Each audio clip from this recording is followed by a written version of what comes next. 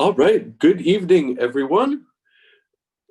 My name is Jeffrey Robson. I'm the interim artistic director of the Arkansas Symphony Orchestra, and here we are, all of us here with the second monthly edition of Drew and Friends, where ASO concertmaster Drew Irvin leads a masterclass with some of the talented students of our youth ensembles and ASO education programs, along with members of the ASO that great group every month of people that Drew will introduce to help coach these students and provide an inside look to some of our to our listeners, watchers, and patrons what goes on behind the scenes in our education program. So welcome, thanks for joining us, and I'm going to turn things over to Drew Irvin.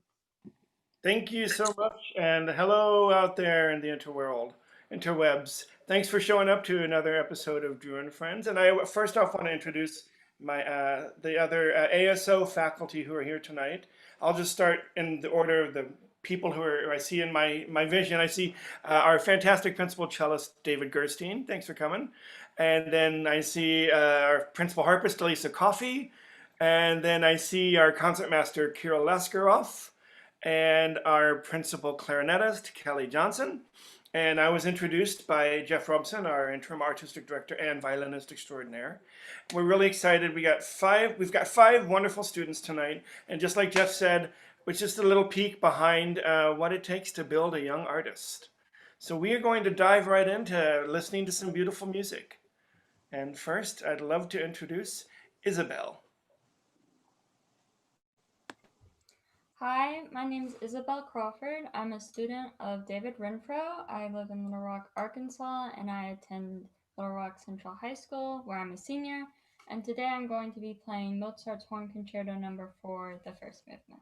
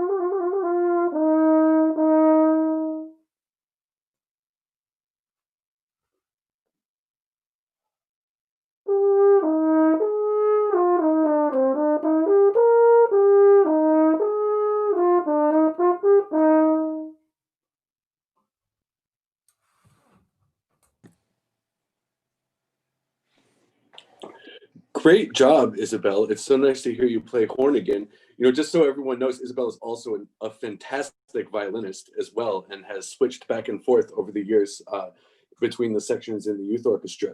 Really, really nice work. I was thinking about kind of where to start, and you know, I think that to really bring out the life in Mozart's music, you might spend a bit of time thinking about kind of the dynamics within the dynamics. And what I mean by that is, you know, the first solo entrance is marked piano, and it stays that way for pretty much the whole first page. But that doesn't mean that there aren't, you know, variations within that at all times. And a couple ways to think about it are that, first of all, every line, sort of like a sentence you speak or a line that you sing, it has a direction, and the dynamics are part of that. So it's even within piano, it's growing or coming back. There's always motion in it. And secondly, you know, dynamics, an individual dynamic marking doesn't mean really anything except for in comparison to something else. So piano is only piano as compared with a forte or vice versa. And so from that standpoint, they're all relative. But I think your general dynamic is good. Even the first line,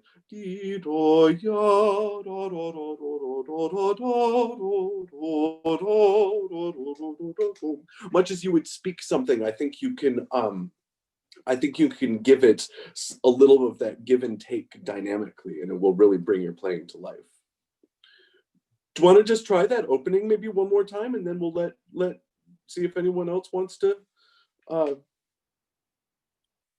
weigh in?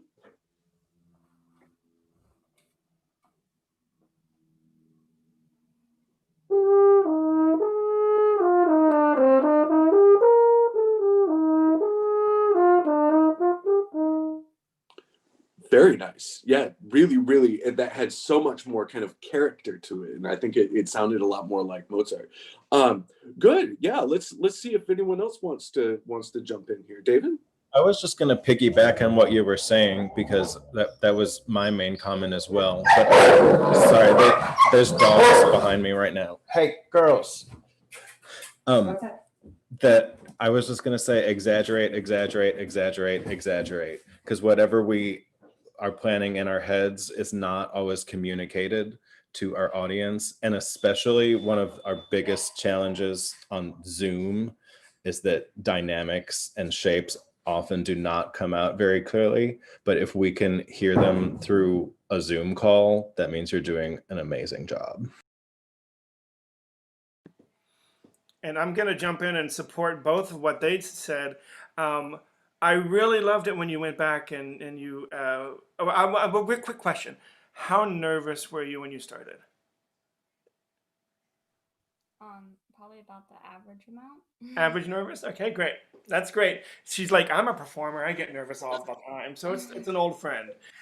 The one thing in support of what both Mr. Robson and Mr. Gerstein said, I think, I know because you come from a family of musicians, you've probably seen a Mozart opera, yes?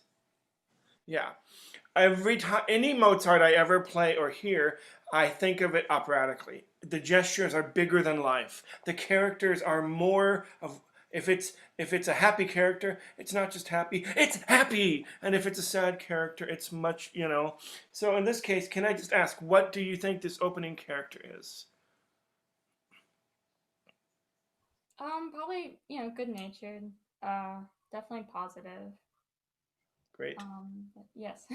Yeah. All of that. So how do you make a very just generally good-natured positive, which I felt when you good-natured positive feeling, I felt when you went back, you really started to capture that and continue to make it bigger, grander operatic gestures. And I really enjoyed your timing and the pacing in the cadenza. Great. One thing I want to piggyback on what Drew said. I really love your long, beautiful lines. It probably has to do with the fact that you play the violin too. And I want to encourage you to go even further in this direction. So try to sing every line, just like you said, like being a singer and a character. In one technical aspect, at the end of the phrases, be careful not to accent slightly the last note. We tend to do that in our desire to resolve the phrase and hand it over to the orchestra or to somebody else. And especially when you have cadential trills, at the end, like a trill, the phrase that is very, very, in our desire to crescendo and bring resolution to that phrase, sometimes we tend to use too much bow. So again, think long lines, beautiful, long singing. Great job, love your sounds. Thank you.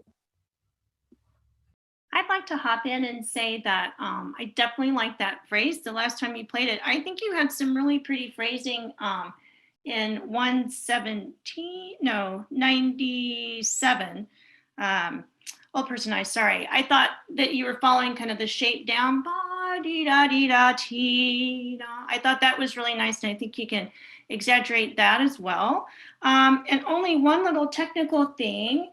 In 163, where you have that those 16ths, just make sure and try and keep the tempo through those 16ths as they come. And you might even pick a pick a note in the bar, like maybe the first one to emphasize a little bit. Dia da da dia da da dum. Dia da da dia da da dum. But yeah, it was a really great job. Really, really nice to hear you play.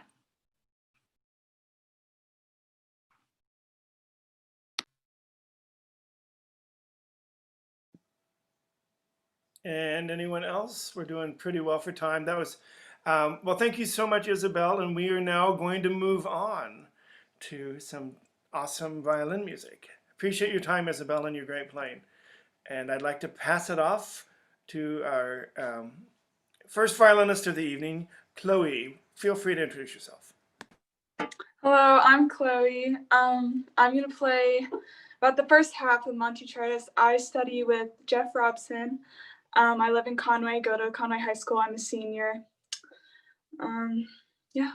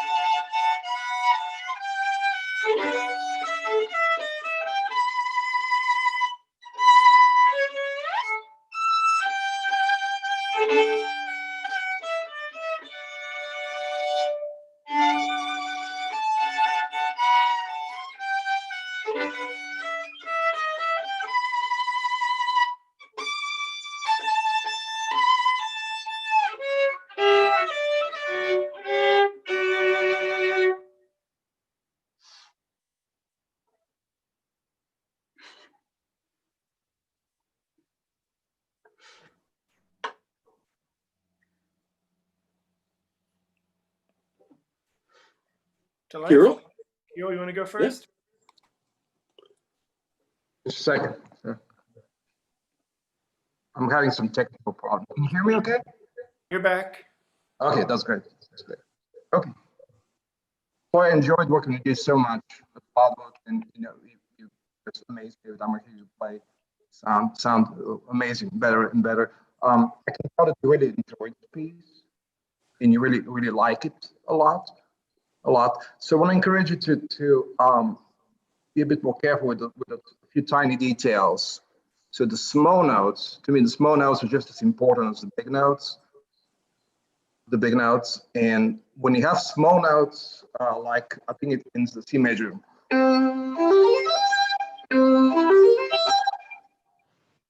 Make sure that you articulate, give them the same importance you do with the long notes. So try to do a bit more left hand articulation.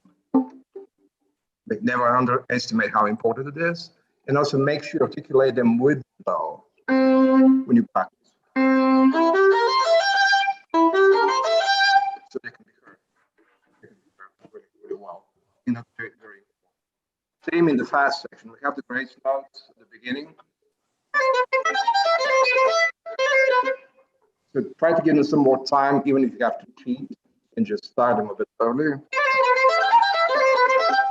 It takes them more time because they'll get lost in the big space if you play in a big hall.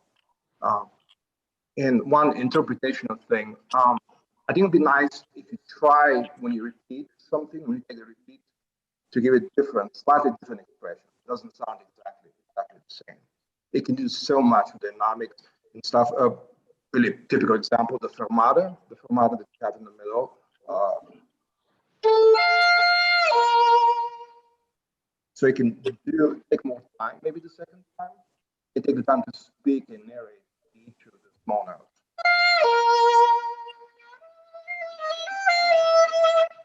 Made a difference.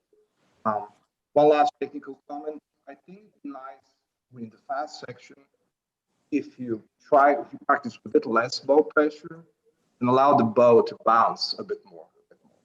Because I know the connection is really bad and you can really hear well. But in a big hole, when you get to perform it, that bounce actually gives you more resonance in the section. So maybe try practicing the way you learn Pablo Sautier on like an open string, and try to involve a bit more finger motion in this, and less pressure. Because it's filmed from here, it sounded a bit fast. Okay. Great. Drew, do you wanna take over? Chloe, thank you, Kirill. Great stuff. Chloe, thank you for playing. I really appreciate this. This is the most important thing at the beginning. I think you have to grip us with that Roma violin sound, and we have to really have something special. And I practice that thing over and over again. Yeah, yeah, yeah. You really have to melt into that. I know. How nervous were you for this one? I was pretty nervous. Well, I'm glad. That's great. You didn't sound pretty nervous. Congratulations. That's great. Okay. Let's just do the beginning again and see if you can give us a juicier sound. Okay. By the way, do you know usually who's playing the introduction in the orchestra? Is it like there's a clarinet that plays? Okay. Clarinet. Thank you, Miss Kelly. So, okay, you want to have that sound in your brain before you join in. Think juicy. Try that. Just those notes up to the high A. Okay. We want to get a. And then, yeah, and maybe do the beginning and maybe continue into. I'd like to hear you maybe play the da da da da da da da da da with that left hand articulation that Kirill was talking about, and maybe taking a bit of extra time on the fermata would be nice. So the intro again. Okay.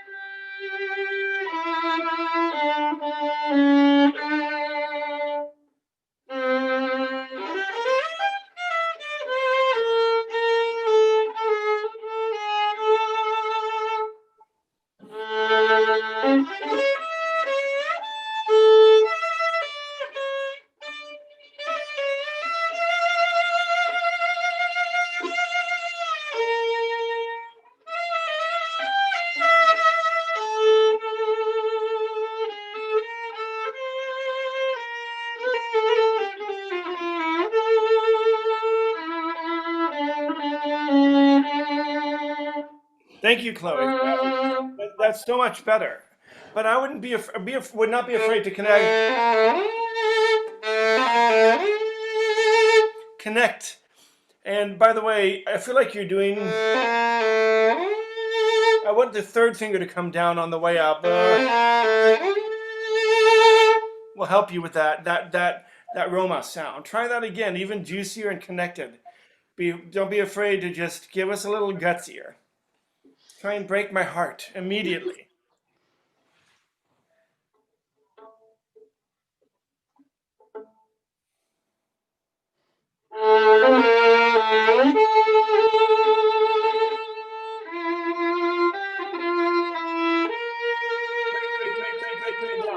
Now, Chloe, that was so much better. Don't be afraid to get even closer to the bridge. Okay. I mean, way close to the bridge. Ride that bridge like crazy. It's going to be scary at first. And it might not make a pretty sound the first time, but when you learn how to do it, it adds that catch in your voice, that operatic that cry in your sound by getting close to the bridge. Try that again. I like that much better. Okay.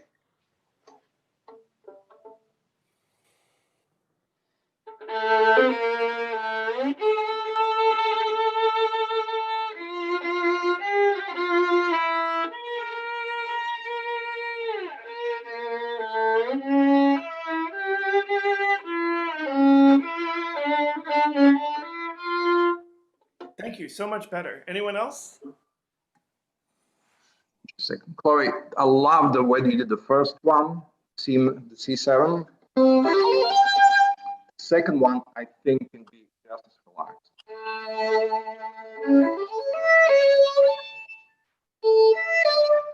And with the repeated Fs, you can give it a little portamento.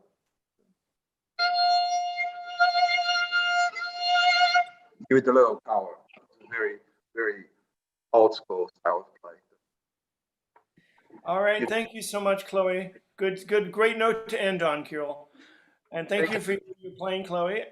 We are now going to move on to Jack. Hello, my name is Jack Liu. I go to Pinnacle View Middle School in the 6th grade. I study with Mr. David Gerstein. I'm 11 years old, and I'm going to play Allegro from Marcello Adagio in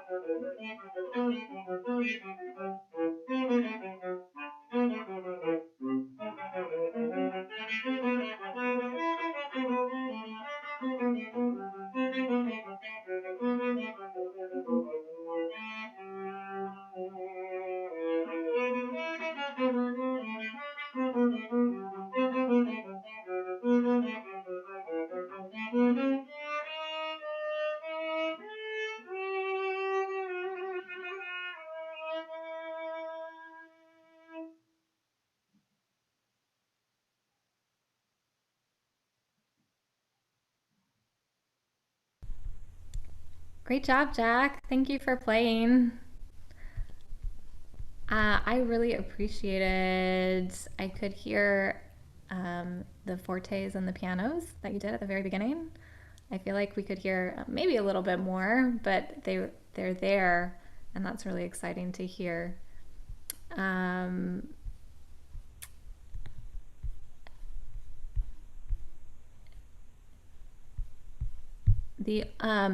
The other thing I was going to say is, do you have measure numbers? Do you see measure number 26?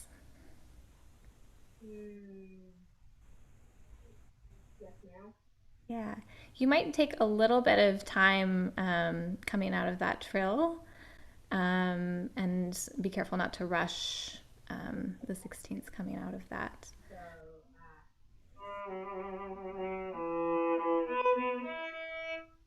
Yeah, so you might just show us that you're resolving the trill on that E, and then you can,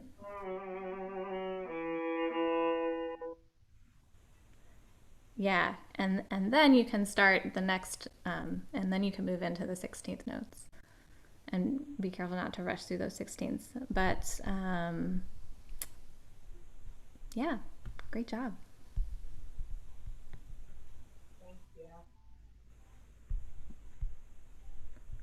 thank you. I really like your start of your détaché, Jack. Détaché, for the fancy term for the people who are watching, that's our separate bow stroke. I think it might be easier if you haven't been sitting, listening, not playing for 30 minutes. And it might be a little easier when you get a little warmed up, but I wouldn't be afraid to continue to work on the coordinating of your fingers with the fast moving bow strokes, right? Because those can be really tricky with all the different notes, like everything from 18 all the way to the end is basically 16th notes with an occasional break for some 8th notes. So you got a lot of work inside of that to coordinate between your left hand, all the shifting and the notes and the bow.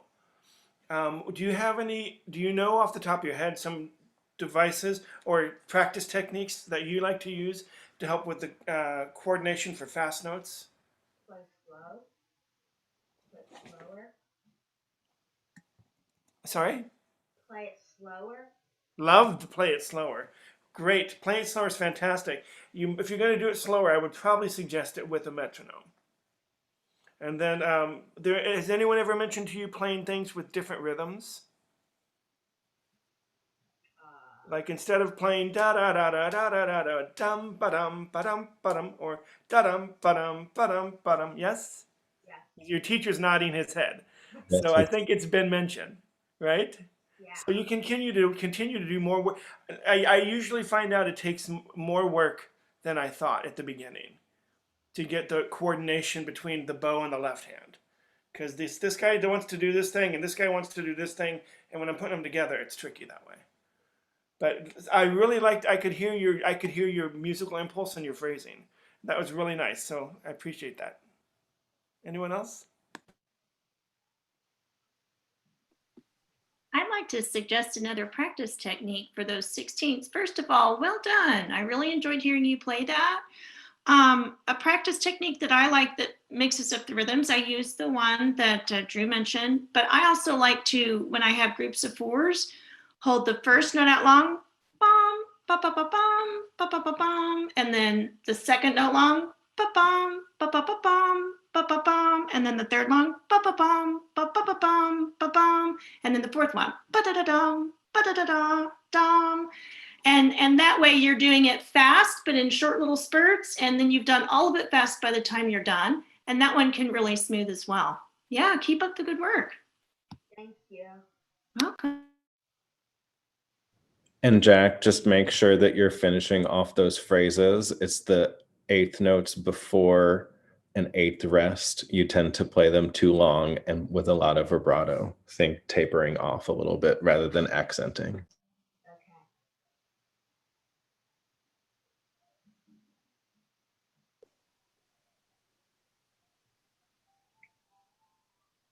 Can I add one more little comment? Have you had enough yet, Jack?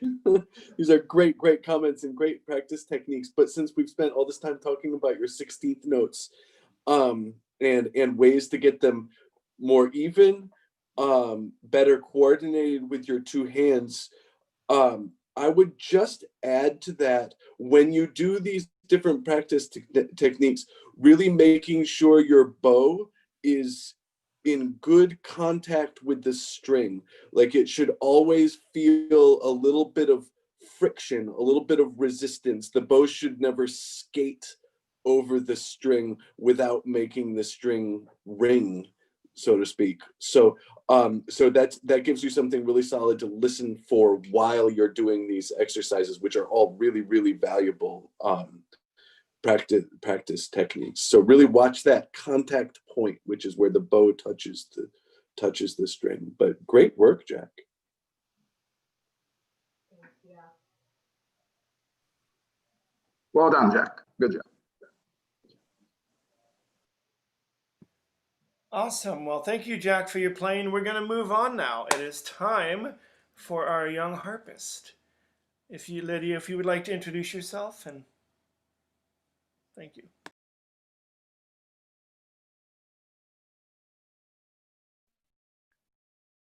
Hi, my name is Lydia, and I am a student of Miss Elisa Coffey.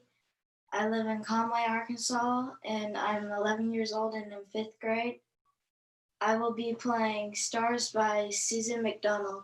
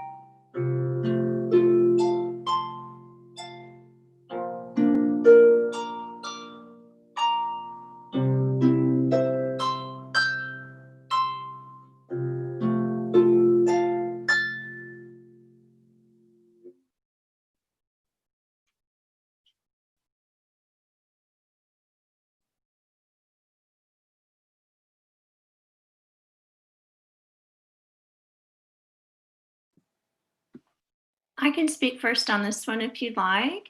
Okay, so first of all, congratulations on such a clean performance. Yeah, that you were very, very accurate. And I really appreciated that. I really enjoyed hearing this. My one question is if we could just maybe put a little more dynamic contrast in it. Do you know what the dynamic is at the beginning?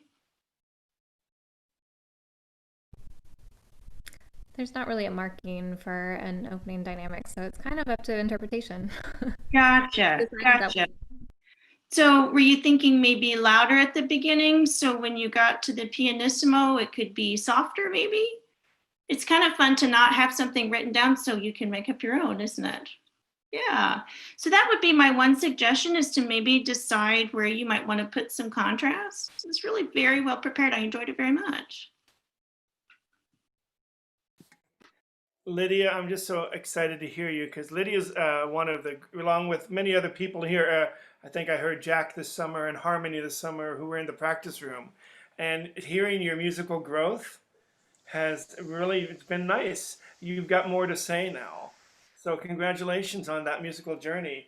And on that note, I would challenge you to paint, I think you had a beautiful picture. This thing paints a beautiful picture of stars. The story, or the image of stars. I think you can do an even more magical job of finding that kind of stars image. Can you just give me the most deliciously awesome first two measures that are just the most amazing thing that everyone's like, clearly that's the stars. Can you try that again? Just the first two measures?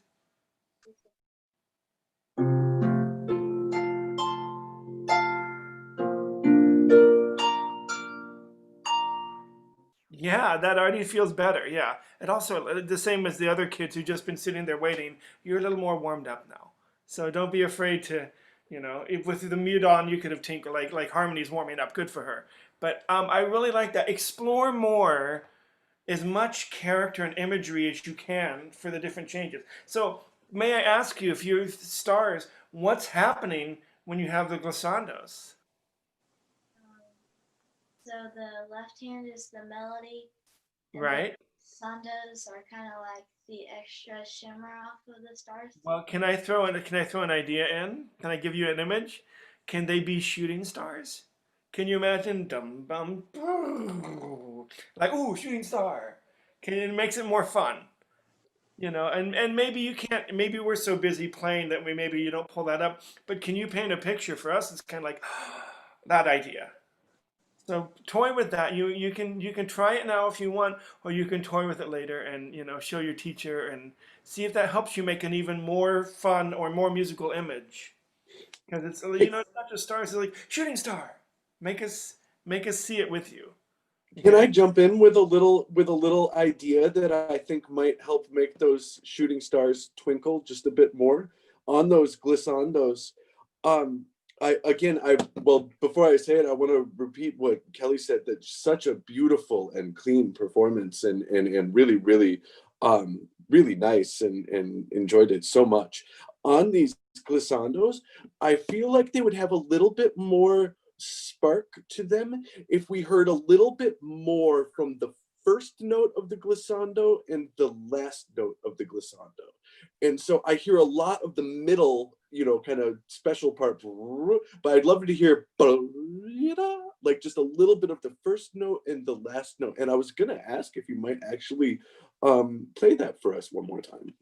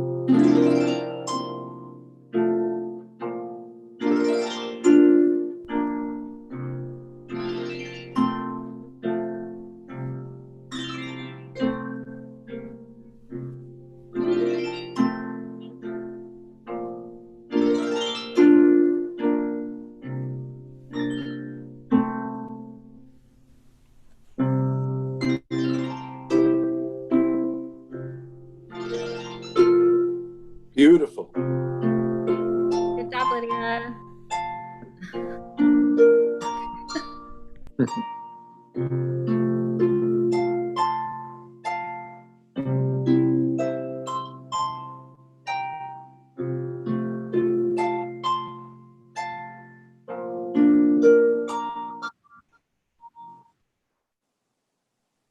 Great.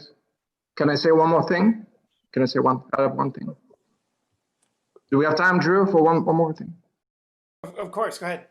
Lydia, you sound great. I imagine myself being outside and looking at the sky and dreaming of all sorts of things. I want to say one thing that relates to what Drew said earlier, what Mr. Gerstein said in the previous lesson. So try to exaggerate these dynamics that you have at the beginning, crescendo. I see your first measure has a crescendo, right? Alyssa, correct me if I'm right or wrong. So each measure has a little crescendo going up and coming down. So try to exaggerate a bit. To me, that will allow you to paint that picture that Drew was telling about, more like reaching for the stars in a way, which is so. Do you mind trying this one last time and play just the first two measures? So start a bit softer and try to go higher, and then come down as you descend on you.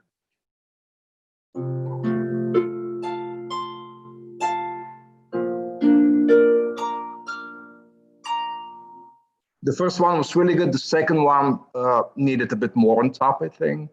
So as you think about this, just try to pace it in a way, shape each one nicely. You sound great. You're really great. language. Thank you. Thanks again. Nice work. And now we're going to move on to Miss Harmony. Hi, I'm Harmony Skinner. Drew Irvin is my teacher. I live in Sherwood, Arkansas, and I'm 16 and a junior in high school. I'm homeschooled but taking classes at Pulaski Tech, and I'm going to perform the meditation by Glazunov. Thank you.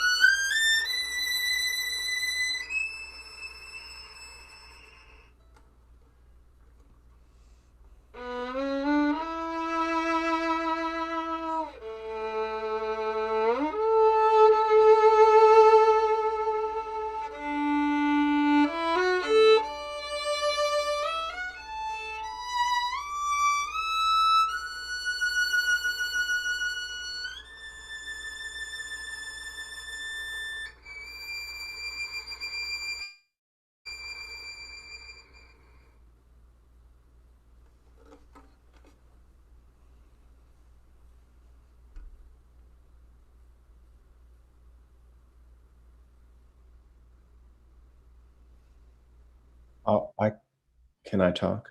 Hey, Harmony. It sounds great. I have never heard this piece before. It was very beautiful. So what I would love you to go for is a greater sound concept. Right now, I feel like the sound is very consistent throughout the whole thing, but I would love to just hear a greater range of colors. I mean, where does it get really thick? Where does it get a little more ethereal? This piece, it kind of has the same rhythm over and over and over and over again, right? So we really need to find something to vary the sound. So right from the very beginning, what do you think the sound concept should be? What is the mood there? I think it's very tender and sweet. I agree. And that would be greatly different from somewhere else that's later in the piece that I don't know. So I might hand it off to one of the violinists. But I mean, I thought it could be much more tender. It seemed maybe a little thick right from the beginning to me. Drew, take it away. Or Jeff. I was gonna say, I was gonna ask a question actually. The key of this is in the key of D major, and why, and this is a sound concept question, why is the key of D major so friendly to play on the violin? Why do we like the key of D major so much?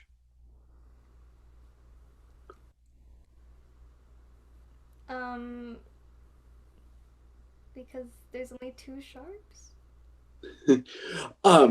Well, I think that's partly it. It's because when we play in D major, and this is almost entirely in D major, all of the open strings of the violin resonate to their fullest and brightest, and so you can really take advantage of that. And I'm not going to play much, but like when you have passages like in the third bar where it's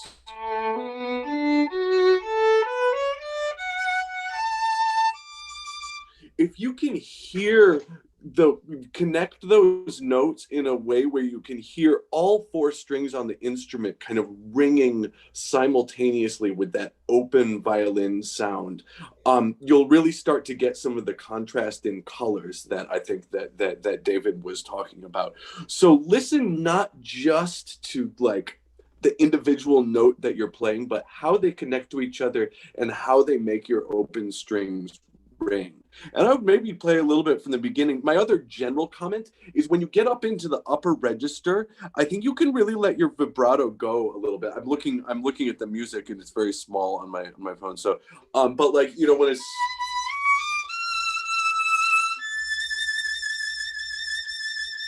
your vibrato gets a little tight on the very highest notes, and I think that you can kind of let it go, and that will also help you change the color of the sound. But maybe for this color idea, maybe play a little bit from the beginning, and then we'll see if anyone else wants to throw a comment your way. I'll just plant the seed of something that she and I have talked about. Think a little more about your bow speed. Don't be afraid to vary the bow speed.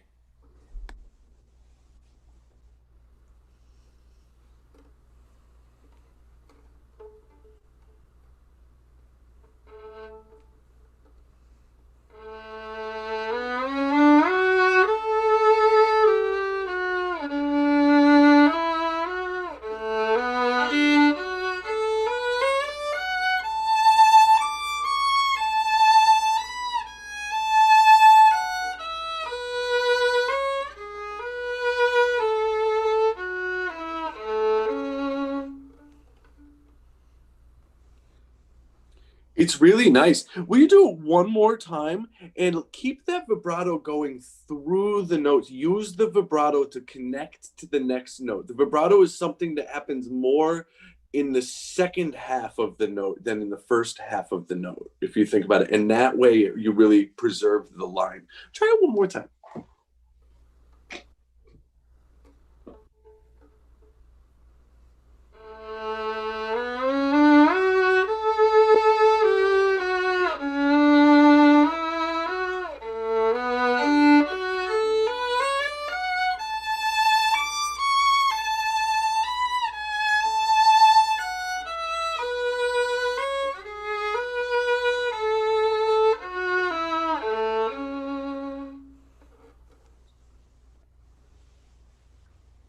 Very nice. Can I say something? Kevin? Harmony, we gave you a lot to do, so I'm going to give you some more homework. You remember when you played the Messiaen for me back in June at Wildwood, that exercise we did the bow distribution? I think I'd like for you to think about bow distribution in each phrase, because bow distribution has to adjust and change with the ebb and flow of the phrase. So the rule of thumb we know is when you have a crescendo, you want to save some bow for the top of the crescendo. Then conversely, when you have the innuendo, to use more at the beginning of this. So you want to be playing. I'm looking at one spot.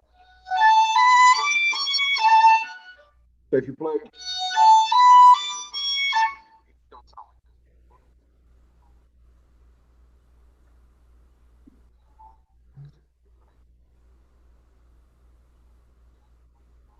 this. Change. I wonder if you can find a space of sound and moving it further away from the bridge and closer to the fingerboard. It's not that fast. Save the move closer to the fingerboard for the big sound for the section. Would you want to try this? First, start with a bit more intimate sounds, as though you're just dreaming of something. You're about to tell us the story later. At the beginning? Yes, yes. But just a bit further away from the bridge, not so close. And with really sweet, sweet vibrato that you can, with sound you can eat with a spoon. That's probably what you would say. Go ahead.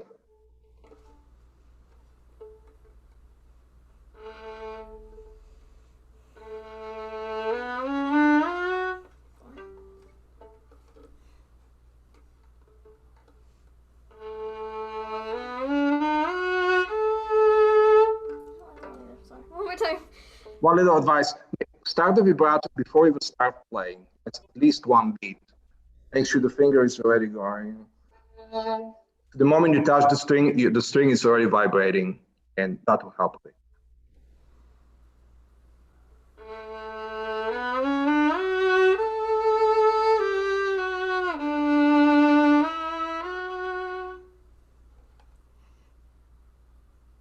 I'm sorry, as you shift, don't think of this as a shift, moving from one, but as portmanteau, like a singer would do, from one note to another. So be very vocal, and I know you sing and sing very well. So maybe sing that every now and then for yourself. Maybe when nobody else is listening, or maybe sing for your teacher, and try to do this on the violin in that same way, in a very vocal. You sound great, great job.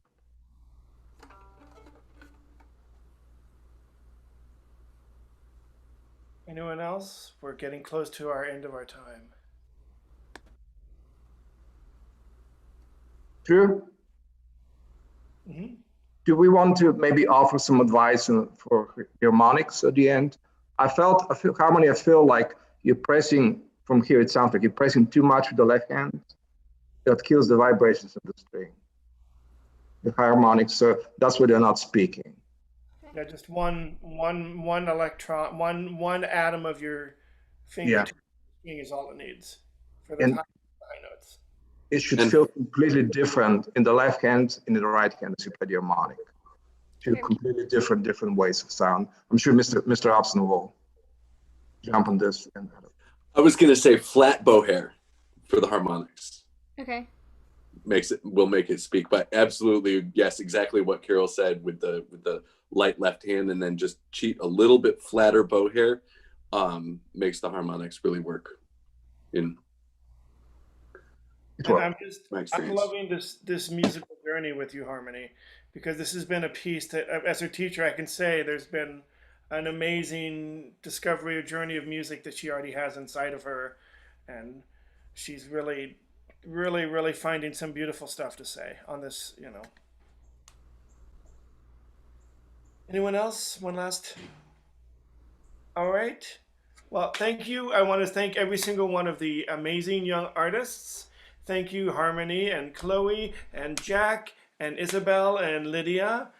Really amazing. I want to thank our behind the scenes Brandon Doris for broadcasting us on the interwebs.